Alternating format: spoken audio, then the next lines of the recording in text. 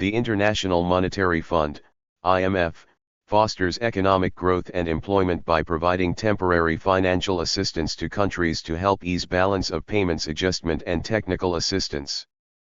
The IMF currently has $28 billion in outstanding loans to 74 nations. The International Monetary Fund, IMF, is a major financial agency of the United Nations, and an international financial institution funded by 190 member countries, with headquarters in Washington, D.C. It is regarded as the global lender of last resort to national governments, and a leading supporter of exchange rate stability. Its stated mission is working to foster global monetary cooperation, secure financial stability, facilitate international trade, promote high employment and sustainable economic growth, and reduce poverty around the world. Established in December 27, 1945 at the Bretton Woods Conference, primarily according to the ideas of Harry Dexter White and John Maynard Keynes, it started with 29 member countries and the goal of reconstructing the international monetary system after World War II. It now plays a central role in the management of balance of payments difficulties and international financial crises. Through a quota system, countries contribute funds to a pool from which countries can borrow if they experience balance of payments problems. The IMF works to stabilize and foster the economies of its member countries by its use of the fund, as well as other activities such as gathering and analyzing economic statistics and surveillance of its members' economies. The current managing director, MD, and chairperson of the IMF is Bulgarian economist Kristalina Georgieva, who has held the post since October 1, 2019. Indian-American economist Jita Gopinath, previously the chief economist, was appointed as first deputy managing director, effective 21 January 2022. Pierre-Olivier Gourinchas was appointed chief economist on January 24, 2022. According to the IMF itself, it works to foster global growth and economic stability by providing policy advice and financing to its members. It also works with developing countries to help them achieve macroeconomic stability and reduce poverty. The rationale for this is that private international capital markets function imperfectly and many countries have limited access to financial markets. Such market imperfections, together with balance of payments financing, provide the justification for official financing, without which many countries could only correct large external payment imbalances through measures with adverse economic consequences. The IMF provides alternate sources of financing such as the Poverty Reduction and Growth Facility. Upon the founding of the IMF, its three primary functions were: to oversee the fixed exchange rate arrangements between countries, thus helping national governments manage their exchange rates and allowing these governments to prioritize economic growth, and to provide short-term capital to aid the balance of payments and prevent the spread of international economic crises. To help mend the pieces of the international economy after the Great Depression and World War II, as well as to provide capital investments for economic growth and projects such as infrastructure. The IMF's role was fundamentally altered by the floating exchange rates after 1971. It shifted to examining the economic policies of countries with IMF loan agreements to determine whether a shortage of capital was due to economic fluctuations or economic policy. The IMF also researched what types of government policy would ensure economic recovery. A particular concern of the IMF was to prevent financial crises, such as those in Mexico in 1982, Brazil in 1987, East Asia in 1997–98, and Russia in 1998, from spreading and threatening the entire global financial and currency system. The challenge was to promote and implement a policy that reduced the frequency of crises among emerging market countries, especially the middle-income countries which are vulnerable to massive capital outflows. Rather than maintaining a position of oversight of only exchange rates, their function became one of surveillance of the overall macroeconomic performance of member countries. Their role became a lot more active because the IMF now manages economic policy rather than just exchange rates. In addition, the IMF negotiates conditions on lending and loans under their policy of conditionality, which was established in the 1950s. Low-income countries can borrow on concessional terms, which means there is a period of time with no interest rates, through the Extended Credit Facility, ECF, the Standby Credit Facility, SCF, and the Rapid Credit Facility, RCF. Non-concessional loans, which include interest rates, are provided mainly through the standby arrangements, SBA, the Flexible Credit Line, FCL, the Precautionary and Liquidity Line, PLL, and the Extended Fund Facility. The IMF provides emergency assistance via the Rapid Financing Instrument, RFI, to members facing urgent balance of payments needs. The IMF is mandated to oversee the international monetary and financial system and monitor the economic and financial policies of its member countries. This activity is known as surveillance and facilitates international cooperation. Since the demise of the Bretton Woods system of fixed exchange rates in the early 1970s, surveillance has evolved largely by way of changes in procedures rather than through the adoption of new obligations. The responsibilities changed from those of guardians to those of overseers of members' policies. The fund typically analyzes the appropriateness of each member country's economic and financial policies for achieving orderly economic growth, and assesses the consequences of these policies for other countries and for the global economy. For instance, the IMF played a significant role in individual countries, such as Armenia and Belarus, in providing financial support to achieve stabilization financing from 2009 to 2019. The maximum sustainable debt level of a polity, which is watched closely by the IMF, was defined in 2011 by IMF economists to be 120%. Indeed, it was at this number that the Greek economy melted down in 2010. In 1995, the International Monetary Fund began to work on data dissemination standards with the view of guiding IMF member countries to disseminate their economic and financial data to the public. The International Monetary and Financial Committee, IMFC, endorsed the guidelines for the dissemination standards, and they were split into two tiers: the General Data Dissemination System, GDDS, and the Special Data Dissemination Standard, SDDS. The Executive Board approved the SDDS and GDDS in 1996 and 1997, respectively, and subsequent amendments were published in a revised guide to the General Data Dissemination System. The system is aimed primarily at statisticians and aims to improve many aspects of statistical systems in a country. It is also part of the World Bank Millennium Development Goals, MDG, and Poverty Reduction Strategic Papers, PRSPs.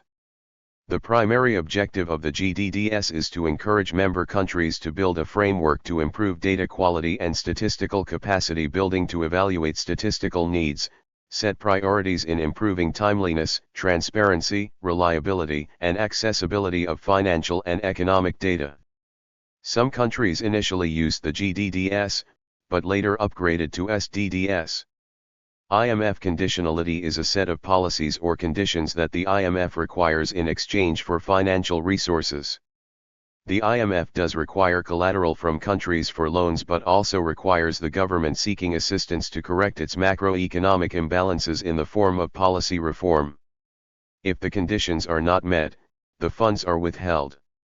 The concept of conditionality was introduced in a 1952 Executive Board decision and later incorporated into the Articles of Agreement.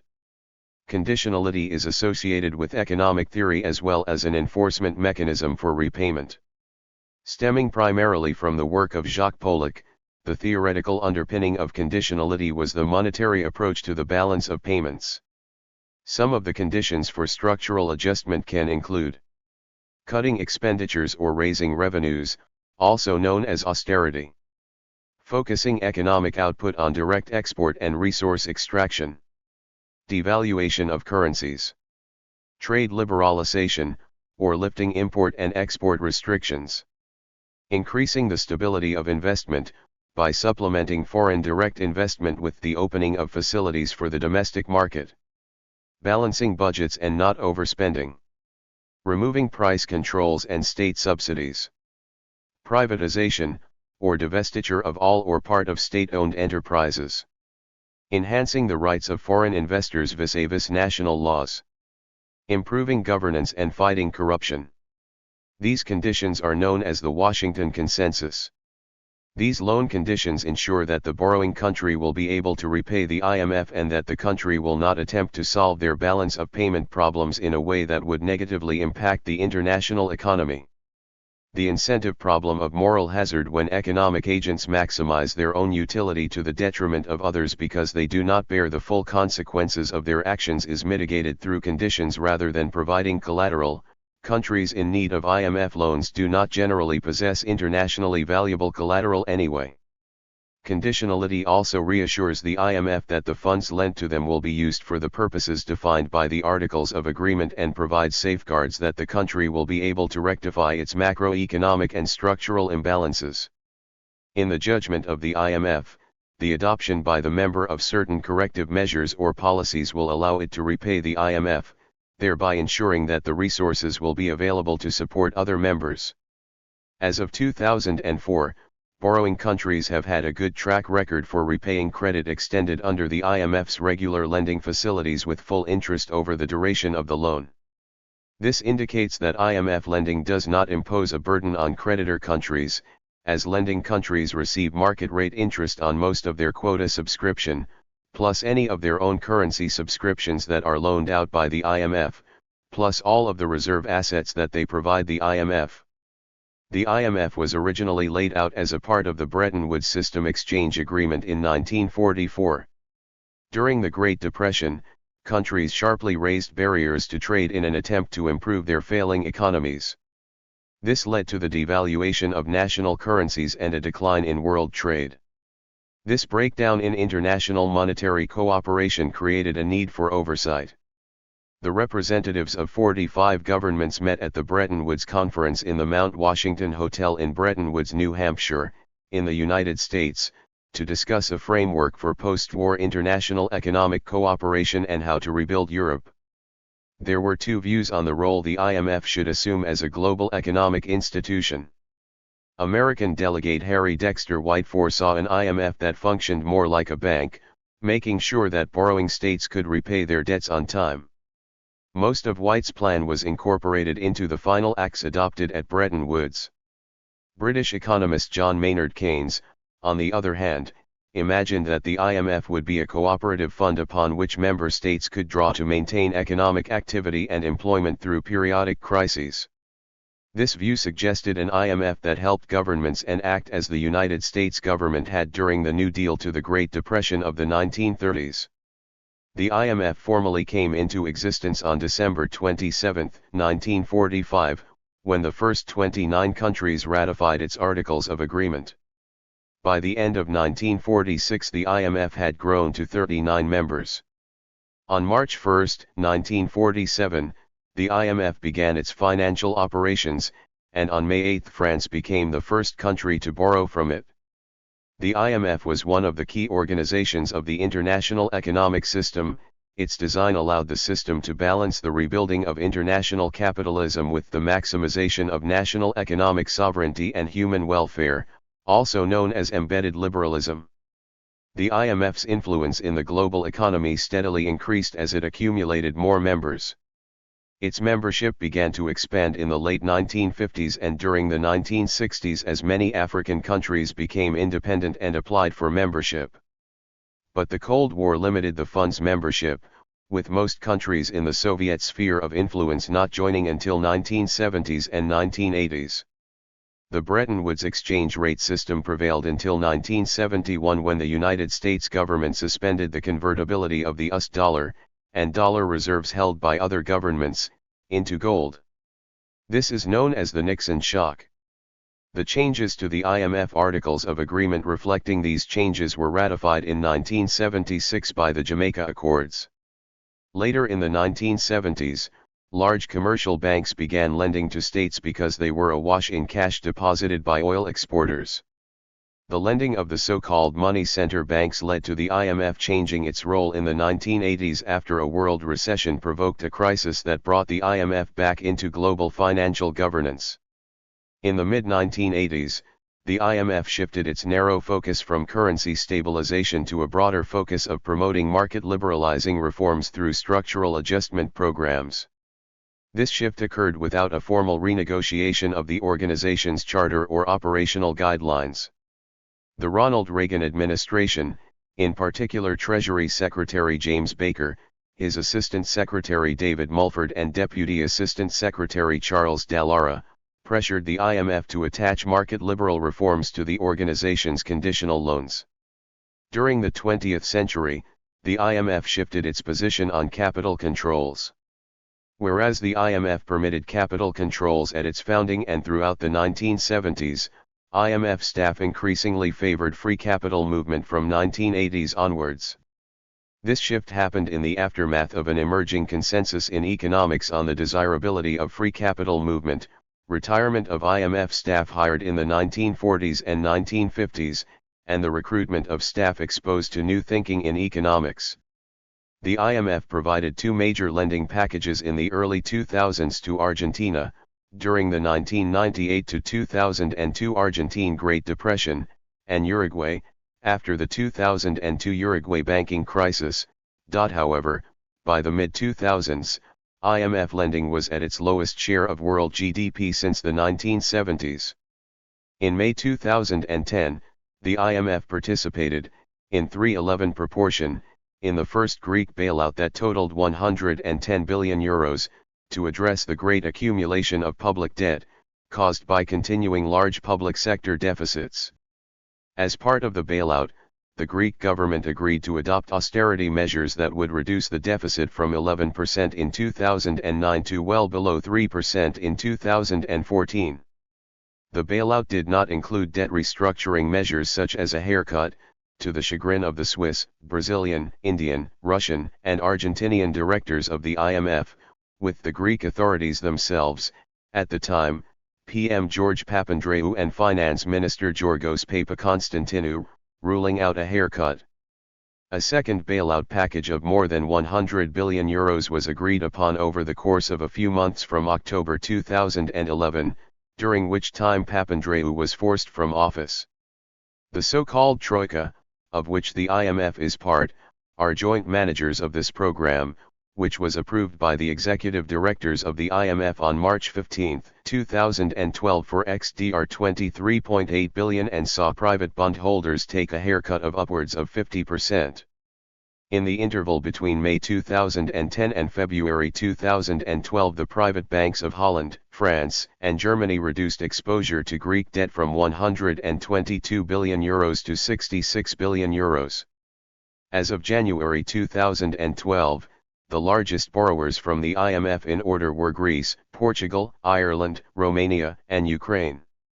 On March 25, 2013, a €10 billion international bailout of Cyprus was agreed by the Troika, at the cost to the Cypriots of its agreement, to close the country's second-largest bank, to impose a one-time bank deposit levy on Bank of Cyprus uninsured deposits. No insured deposit of €100,000 or less were to be affected under the terms of a novel bail-in scheme. The topic of sovereign debt restructuring was taken up by the IMF in April 2013, for the first time since 2005, in a report entitled Sovereign Debt Restructuring, Recent Developments and Implications for the Fund's Legal and Policy Framework. The paper, which was discussed by the board on May 20, summarized the recent experiences in Greece, St. Kitts and Nevis, Belize, and Jamaica. An explanatory interview with Deputy Director Hugh Burdenkamp was published a few days later, as was a deconstruction by Matin Esteves of the Wall Street Journal. In the October 2013 Fiscal Monitor publication, the IMF suggested that a capital levy capable of reducing euro area government debt ratios to end 2007 levels would require a very high tax rate of about 10%. The Fiscal Affairs Department of the IMF, headed at the time by Acting Director Sanjeev Gupta, produced a January 2014 report entitled Fiscal Policy and Income Inequality that stated that some taxes levied on wealth, especially on immovable property, are also an option for economies seeking more progressive taxation. Property taxes are equitable and efficient, but underutilized in many economies. There is considerable scope to exploit this tax more fully, both as a revenue source and as a redistributive instrument. At the end of March 2014, the IMF secured an $18 billion bailout fund for the provisional government of Ukraine in the aftermath of the Revolution of Dignity. In late 2019, the IMF estimated global growth in 2020 to reach 3.4%, but due to the coronavirus, in November 2020, it expected the global economy to shrink by 4.4%. In March 2020, Kristalina Georgieva announced that the IMF stood ready to mobilize $1 trillion as its response to the COVID-19 pandemic. This was in addition to the $50 billion fund it had announced 2 weeks earlier, of which $5 billion had already been requested by Iran. 1 day earlier on March 11, the UK called to pledge £150 million to the IMF Catastrophe Relief Fund. It came to light on March 27 that more than 80 poor and middle-income countries had sought a bailout due to the coronavirus. On April 13, 2020, the IMF said that it would provide immediate debt relief to 25 member countries under its Catastrophe Containment and Relief Trust (CCRT) program. Not all member countries of the IMF are sovereign states, and therefore not all member countries of the IMF are members of the United Nations. Amidst member countries of the IMF that are not member states of the UN are non-sovereign areas with special jurisdictions that are officially under the sovereignty of full UN member states, such as Aruba, Curaçao, Hong Kong, and Macau, as well as Kosovo. The corporate members appoint ex officio voting members, who are listed below. All members of the IMF are also International Bank for Reconstruction and Development, IBRD, members and vice versa. Former members are Cuba, which left in 1964, and Taiwan, which was ejected from the IMF in 1980 after losing the support of the then United States President Jimmy Carter and was replaced by the People's Republic of China. However, Taiwan Province of China is still listed in the official IMF indices. Poland withdrew in 1950 allegedly pressured by the Soviet Union but returned in 1986. The former Czechoslovakia was expelled in 1954 for failing to provide required data and was readmitted in 1990, after the Velvet Revolution. Apart from Cuba, the other UN states that do not belong to the IMF are Liechtenstein, Monaco, and North Korea. However, Andorra became the 190th member on October 16, 2020. Any country may apply to be a part of the IMF. Post-IMF formation, in the early post-war period, rules for IMF membership were left relatively loose. Members needed to make periodic membership payments towards their quota, to refrain from currency restrictions unless granted IMF permission, to abide by the Code of Conduct in the IMF Articles of Agreement, and to provide national economic information. However, stricter rules were imposed on governments that applied to the IMF for funding. The countries that joined the IMF between 1945 and 1971 agreed to keep their exchange rates secured at rates that could be adjusted only to correct a fundamental disequilibrium in the balance of payments, and only with the IMF's agreement.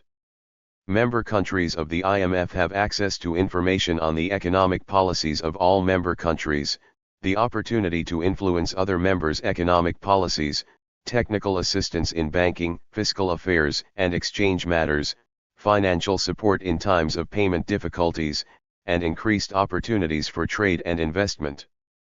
The Board of Governors consists of one governor and one alternate governor for each member country. Each member country appoints its two governors.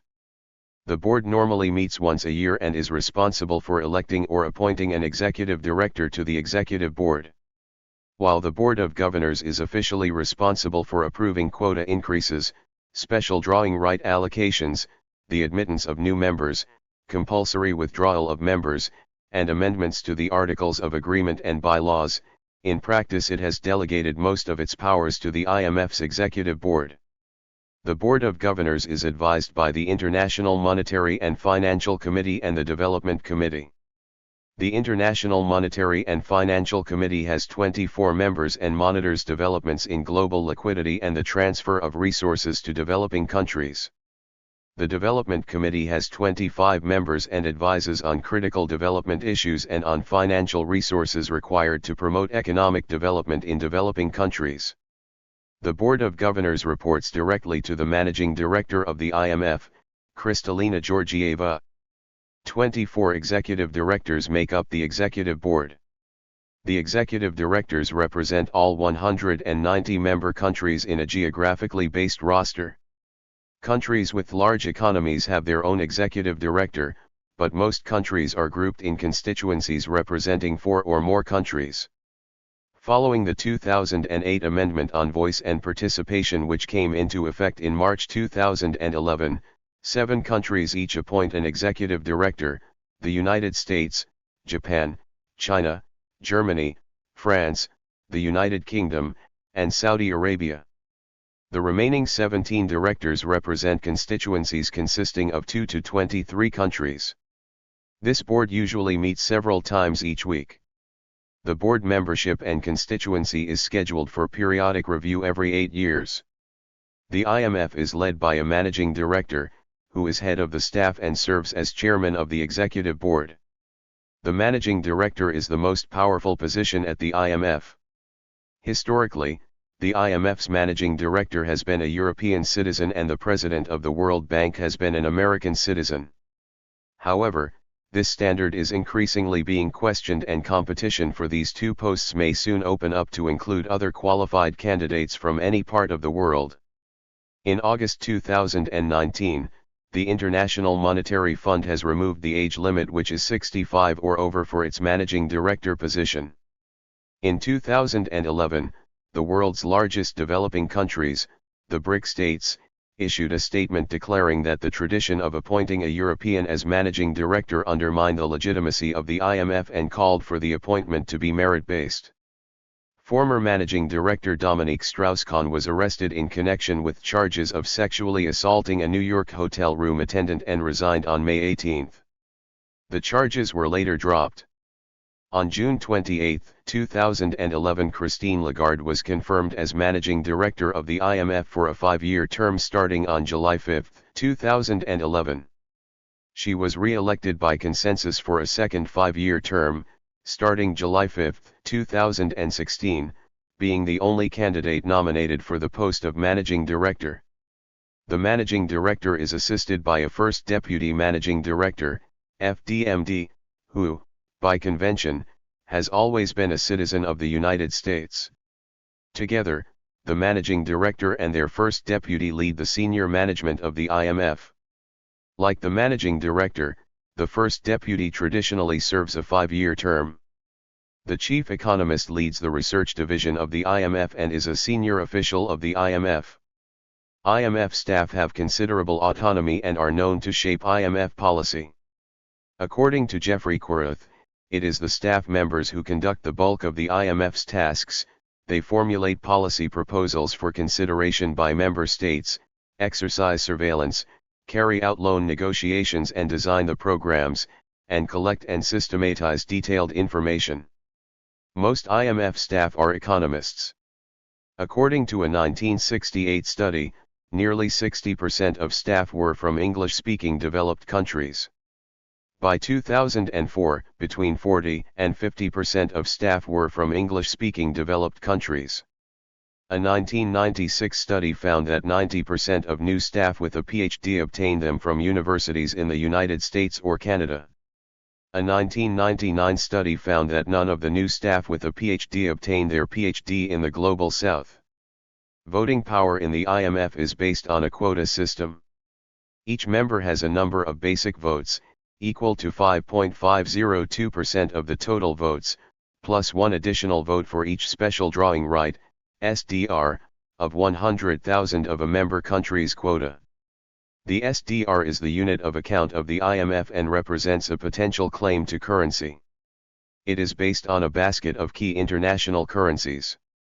The basic votes generate a slight bias in favor of small countries, but the additional votes determined by SDR outweigh this bias.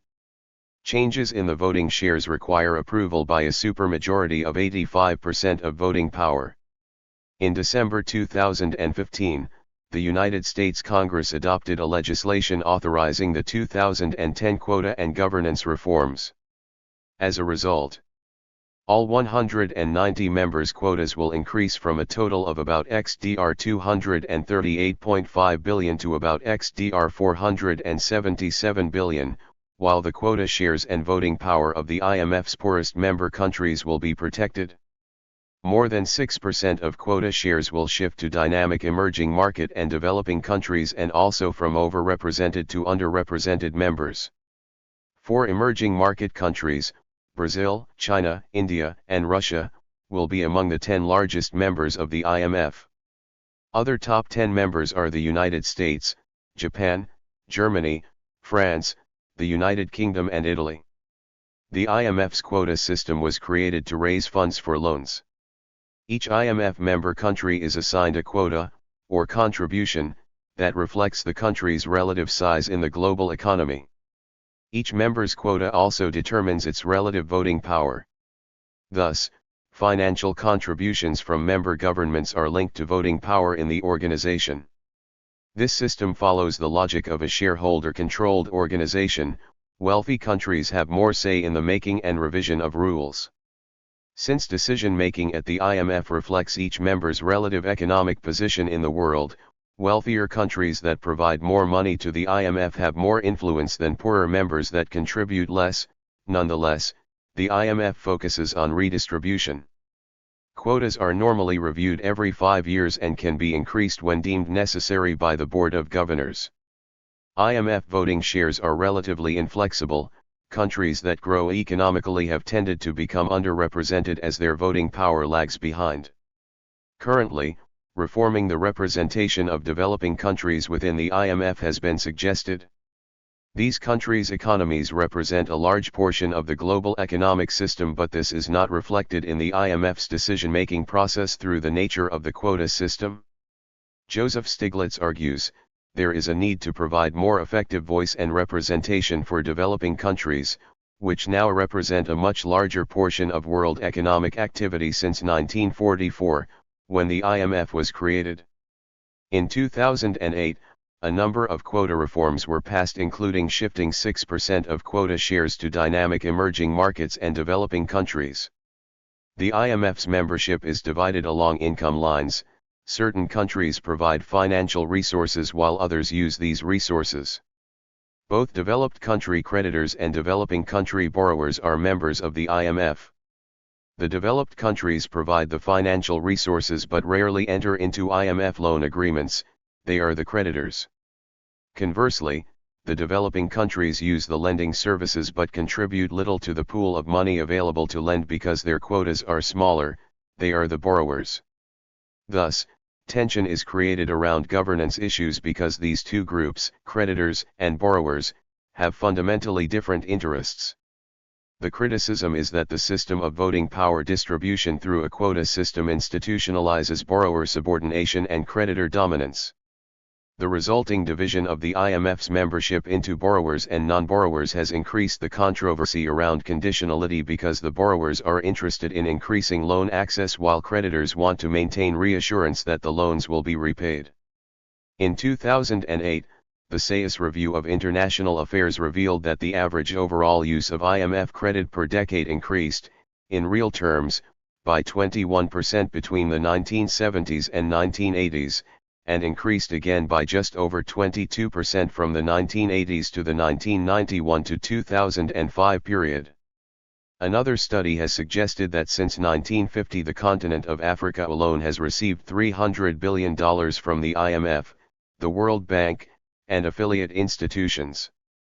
A study by Bumba Mukherjee found that developing democratic countries benefit more from IMF programs than developing autocratic countries because policy making, and the process of deciding where loaned money is used, is more transparent within a democracy. One study done by Randall Stone found that although earlier studies found little impact of IMF programs on balance of payments, more recent studies using more sophisticated methods and larger samples usually found IMF programs improved the balance of payments.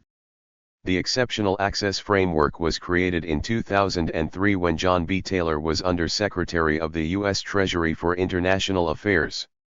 The new framework became fully operational in February 2003 and it was applied in the subsequent decisions on Argentina and Brazil. Its purpose was to place some sensible rules and limits on the way the IMF makes loans to support governments with debt problem, especially in emerging markets, and thereby move away from the bailout mentality of the 1990s. Such a reform was essential for ending the crisis atmosphere that then existed in emerging markets. The reform was closely related to and put in place nearly simultaneously with the actions of several emerging market countries to place collective action clauses in their bond contracts. In 2010, the framework was abandoned so the IMF could make loans to Greece in an unsustainable and political situation.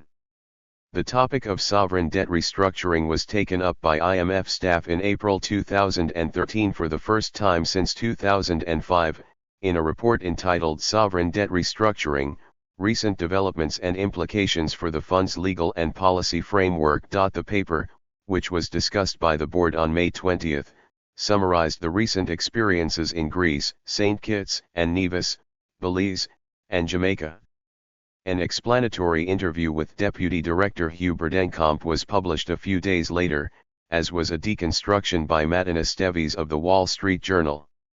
The staff was directed to formulate an updated policy, which was accomplished on May 22, 2014 with a report entitled The Fund's Lending Framework and Sovereign Debt, Preliminary Considerations, and taken up by the Executive Board on June 13.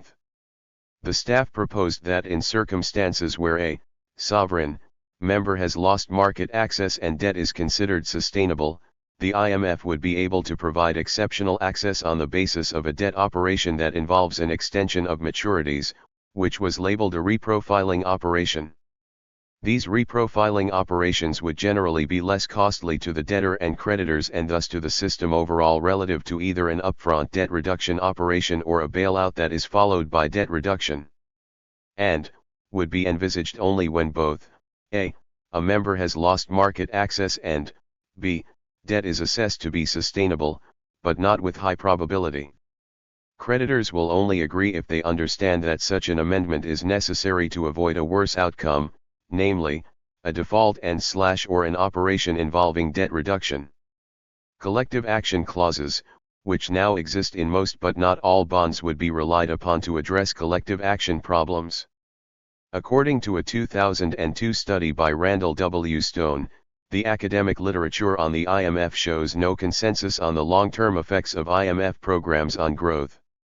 Some research has found that IMF loans can reduce the chance of a future banking crisis, while other studies have found that they can increase the risk of political crises. IMF programs can reduce the effects of a currency crisis.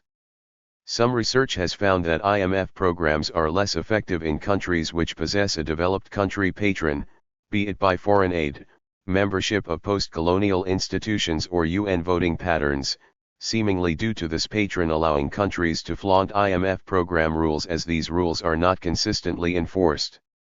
Some research has found that IMF loans reduce economic growth due to creating an economic moral hazard, reducing public investment, reducing incentives to create a robust domestic policies, and reducing private investor confidence. Other research has indicated that IMF loans can have a positive impact on economic growth and that their effects are highly nuanced.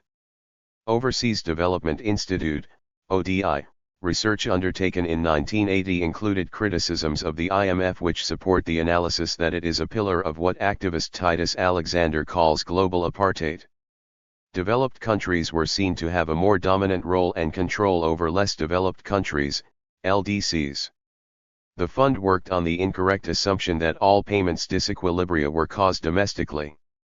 The Group of 24, G24, on behalf of LDC members, and the United Nations Conference on Trade and Development, UNCTAD, complained that the IMF did not distinguish sufficiently between disequilibria with predominantly external as opposed to internal causes. This criticism was voiced in the aftermath of the 1973 oil crisis. Then LDCs found themselves with payment deficits due to adverse changes in their terms of trade, with the fund prescribing stabilization programs similar to those suggested for deficits caused by government overspending. Faced with long-term, externally generated disequilibria, the G24 argued for more time for LDCs to adjust their economies. Some IMF policies may be anti-developmental. The report said that deflationary effects of IMF programs quickly led to losses of output and employment in economies where incomes were low and unemployment was high. Moreover, the burden of the deflation is disproportionately borne by the poor. The IMF's initial policies were based in theory and influenced by differing opinions and departmental rivalries. Critics suggest that its intentions to implement these policies in countries with widely varying economic circumstances were misinformed and lacked economic rationale. ODI conclusions were that the IMF's very nature of promoting market-oriented approaches attracted unavoidable criticism. On the other hand, the IMF could serve as a scapegoat while allowing governments to blame international bankers. The ODI conceded that the IMF was insensitive to political aspirations of LDCs while its policy conditions were inflexible.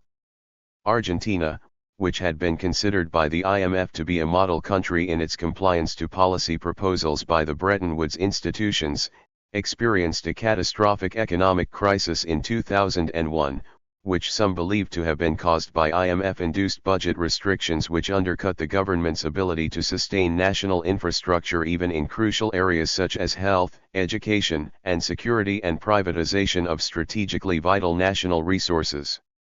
Others attribute the crisis to Argentina's misdesigned fiscal federalism, which caused subnational spending to increase rapidly.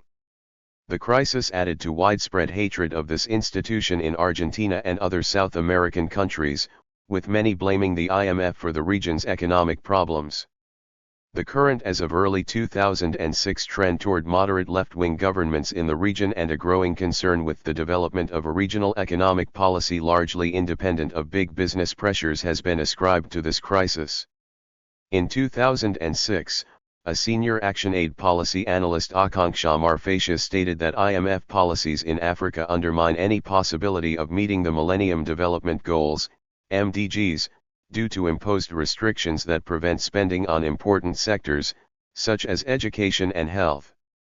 In an interview, May 19, 2008, the former Romanian Prime Minister Călin Popescu-Tăriceanu claimed that since 2005, IMF is constantly making mistakes when it appreciates the country's economic performances. Former Tanzanian President Julius Nyerere, who claimed that debt-ridden African states were ceding sovereignty to the IMF and the World Bank, famously asked, who elected the IMF to be the Ministry of Finance for every country in the world?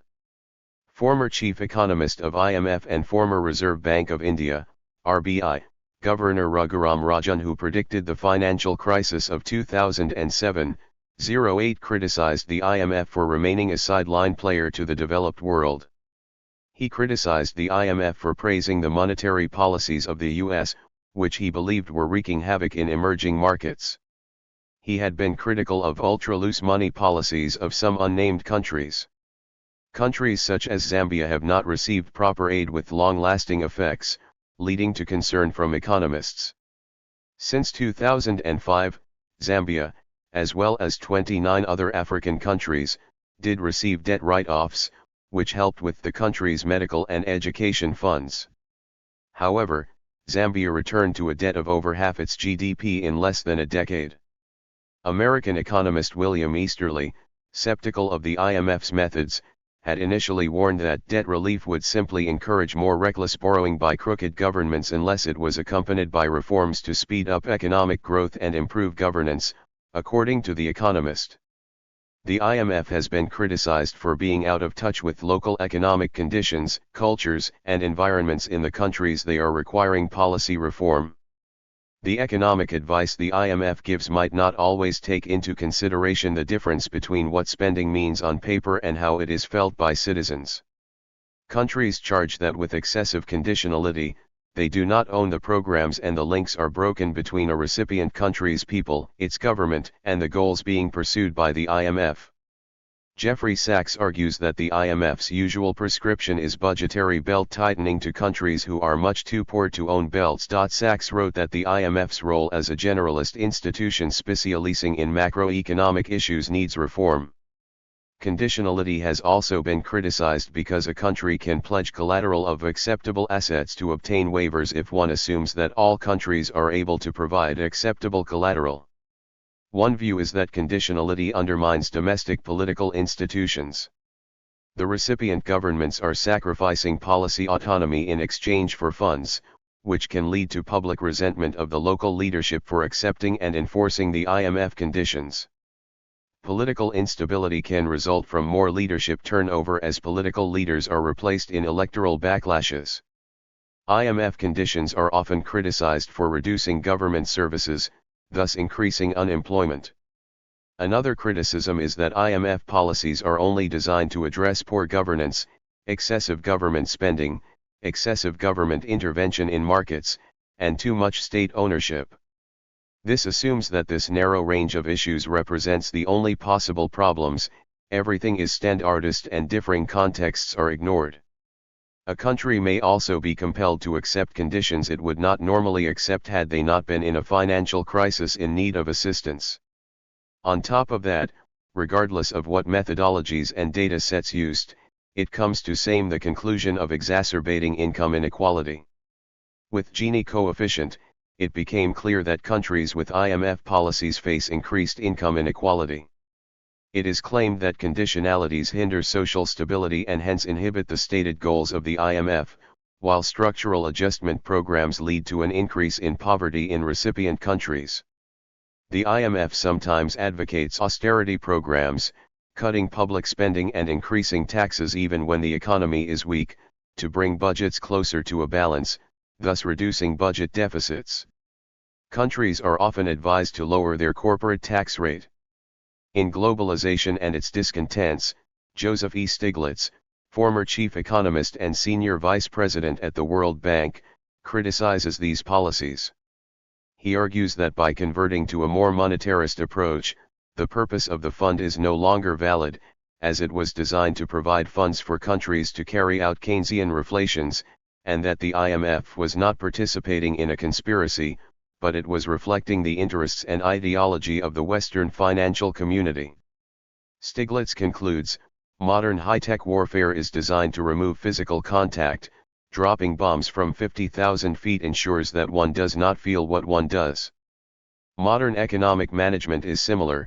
From one's luxury hotel, one can callously impose policies about which one would think twice if one knew the people whose lives one was destroying. The researchers Eric Toussaint and Damien Millet argue that the IMF's policies amount to a new form of colonization that does not need a military presence. Following the exigencies of the governments of the richest companies, the IMF permitted countries in crisis to borrow in order to avoid default on their repayments. Caught in the debt's downward spiral, developing countries soon had no other recourse than to take on new debt in order to repay the old debt. Before providing them with new loans, at higher interest rates, future leaders asked the IMF to intervene with the guarantee of ulterior reimbursement, asking for a signed agreement with the said countries. The IMF thus agreed to restart the flow of the finance pump on condition that the concerned countries first use this money to reimburse banks and other private lenders, while restructuring their economy at the IMF's discretion. These were the famous conditionalities, detailed in the structural adjustment programs. The IMF and its ultra-liberal experts took control of the borrowing countries' economic policies. A new form of colonization was thus instituted. It was not even necessary to establish an administrative or military presence, the debt alone maintained this new form of submission. International politics play an important role in IMF decision-making. The clout of member states is roughly proportional to its contribution to IMF finances. The United States has the greatest number of votes and therefore wields the most influence. Domestic politics often come into play, with politicians in developing countries using conditionality to gain leverage over the opposition to influence policy. Academic Jeremy Garlick cites IMF loans to South Korea during the 1997 Asian financial crisis as widely perceived by the South Korean public as a debt trap. 164:89 Garlick writes that the public was generally bitter about submitting to the conditions imposed by the IMF, which required South Korea to radically restructure its economy and consult with the IMF before making economic decisions until the debt was repaid. In 2016, the IMF's research department published a report titled Neoliberalism, Oversold, which, while praising some aspects of the neoliberal agenda, claims that the organization has been overselling fiscal austerity policies and financial deregulation, which they claim has exacerbated both financial crises and economic inequality around the world.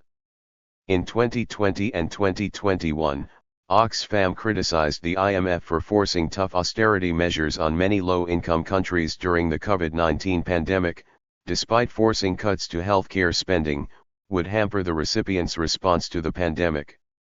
The role of the Bretton Woods institutions has been controversial since the late Cold War, because of claims that the IMF policymakers supported military dictatorships friendly to American and European corporations, but also other anti-communist and communist regimes, such as Mobutu's Zaire and Ceausescu's Romania, respectively.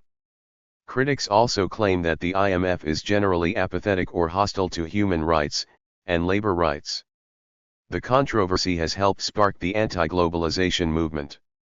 An example of IMF support for a dictatorship was its ongoing support for Mobutu's rule in Zaire, although its own envoy, Erwin Blumenthal, provided a sobering report about the entrenched corruption and embezzlement and the inability of the country to pay back any loans.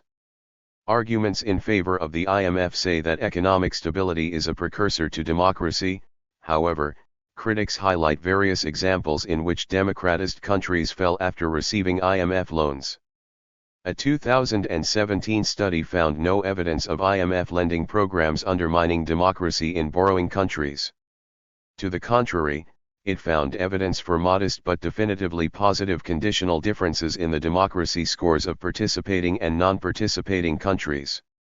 On June 28, 2021, the IMF approved a $1 billion loan to the Ugandan government despite protests from Ugandans in Washington, London, and South Africa. A number of civil society organizations have criticized the IMF's policies for their impact on access to food, particularly in developing countries. In October 2008, former United States President Bill Clinton delivered a speech to the United Nations on World Food Day, criticizing the World Bank and IMF for their policies on food and agriculture. "We need the World Bank, the IMF, all the big foundations, and all the governments to admit that, for 30 years, we all blew it, including me when I was president. We were wrong to believe that food was like some other product in international trade, and we all have to go back to a more responsible and sustainable form of agriculture." Former U.S. President Bill Clinton, speech at United Nations World Food Day, October 16, 2008. The FPIF remarked that there is a recurring pattern, the destabilization of peasant producers by a one-two punch of IMF World Bank structural adjustment programs that gutted government investment in the countryside, followed by the massive influx of subsidized US and European Union agricultural imports after the WWII's Agreement on Agriculture pried open markets. A 2009 study concluded that the strict conditions resulted in thousands of deaths in Eastern Europe by tuberculosis as public health care had to be weakened. In the 21 countries to which the IMF had given loans, tuberculosis deaths rose by 16.6%. A 2017 systematic review on studies conducted on the impact that structural adjustment programs have on child and maternal health found that these programs have a detrimental effect on maternal and child health among other adverse effects. The IMF is only one of many international organizations, and it is a generalist institution that deals only with macroeconomic issues. Its core areas of concern in developing countries are very narrow. One proposed reform is a movement towards close partnership with other specialist agencies such as UNICEF, the Food and Agriculture Organization, FAO, and the United Nations Development Programme, UNDP. 154. Jeffrey Sachs argues in The End of Poverty that the IMF and the World Bank have the brightest economists and the lead in advising poor countries on how to break out of poverty, but the problem is development economics. Development economics needs the reform, not the IMF. He also notes that IMF loan conditions should be paired with other reforms, e.g., trade reform in developed nations, debt cancellation, and increased financial assistance for investments in basic infrastructure.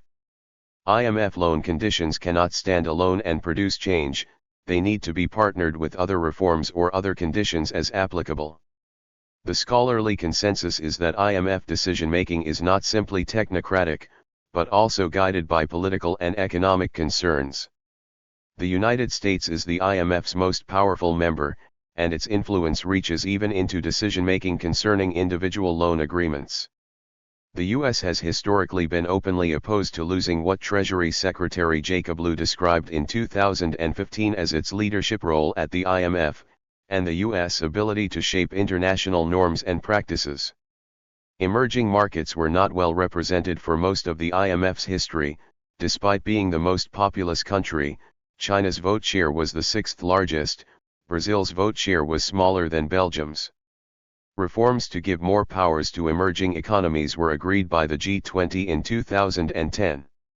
The reforms could not pass, however, until they were ratified by the United States Congress, since 85% of the fund's voting power was required for the reforms to take effect, and the Americans held more than 16% of voting power at the time. After repeated criticism, the U.S. finally ratified the voting reforms at the end of 2015. The OECD countries maintained their overwhelming majority of voting share, and the US in particular retained its share at over 16%. The criticism of the American and European-dominated IMF has led to what some consider disenfranchising the world from the governance of the IMF. Raoul Prebys, the founding Secretary-General of the UN Conference on Trade and Development, UNCTAD, wrote that one of the conspicuous deficiencies of the general economic theory, from the point of view of the periphery, is its false sense of universality. Globalization encompasses three institutions: global financial markets and transnational companies, national governments linked to each other in economic and military alliances led by the United States, and rising global governments such as World Trade Organization, WTO, IMF, and World Bank. Charles Derber argues in his book People Before Profit, these interacting institutions create a new global power system where sovereignty is globalized, taking power and constitutional authority away from nations and giving it to global markets and international bodies. Titus Alexander argues that the system institutionalizes global inequality between Western countries and the majority world in a form of global apartheid, in which the IMF is a key pillar. The establishment of globalist economic institutions has been both a symptom of and a stimulus for globalization. The development of the World Bank, the IMF, regional development banks such as the European Bank for Reconstruction and Development, EBRD, and multilateral trade institutions such as the WTO signals a move away from the dominance of the state as the primary actor analyzed in international affairs. Globalization has thus been transformative in terms of limiting of state sovereignty over the economy. In April 2023, the IMF launched their International Central Bank Digital Currency through their Digital Currency Monetary Authority. It will be called the Universal Monetary Unit, or units for shorthand. The ANSI character will be U and will be used to facilitate international banking and international trade between countries and currencies. It will help facilitate swift transactions on cross-border transactions at wholesale FX rates instantaneously with real-time settlements. In June, it announced it was working on a platform for central bank digital currencies, CBDCs, that would enable transactions between nations. IMF Managing Director Kristalina Georgieva said that if central banks did not agree on a common platform, cryptocurrencies would fill the resulting vacuum. Managing Director Lagarde, 2011 to 2019, was convicted of giving preferential treatment to businessman-turned-politician Bernard Tapie as he pursued a legal challenge against the French government. At the time, Lagarde was the French economic minister. Within hours of her conviction, in which she escaped any punishment, the fund's 24-member executive board put to rest any speculation that she might have to resign, praising her outstanding leadership and the wide respect she commands around the world. Former IMF Managing Director Rodrigo Rato was arrested in 2015 for alleged fraud, embezzlement, and money laundering. In 2017, the Audiencia Nacional found Rato guilty of embezzlement and sentenced him to 4+1 years imprisonment. In 2018, the sentence was confirmed by the Supreme Court of Spain. In March 2011, the Ministers of Economy and Finance of the African Union proposed to establish an African Monetary Fund. At the 6th BRICS Summit in July 2014, the BRICS nations, Brazil, Russia, India, China, and South Africa, announced the BRICS Contingent Reserve Arrangement, CRA, with an initial size of $100 billion, a framework to provide liquidity through currency swaps in response to actual or potential short-term balance of payments pressures. In 2014, the China-led Asian Infrastructure Investment Bank was established. Life and Debt, a documentary film, deals with the IMF's policies' influence on Jamaica and its economy from a critical point of view. Debtocracy, a 2011 independent Greek documentary film, also criticizes the IMF. Portuguese musician José Mario Branco's 1982 album FMI is inspired by the IMF's intervention in Portugal through monitored stabilization programs in 1977–78. In the 2015 film Our Brand is Crisis, the IMF is mentioned as a point of political contention, where the Bolivian population fears its electoral interference. Thank you for watching this video.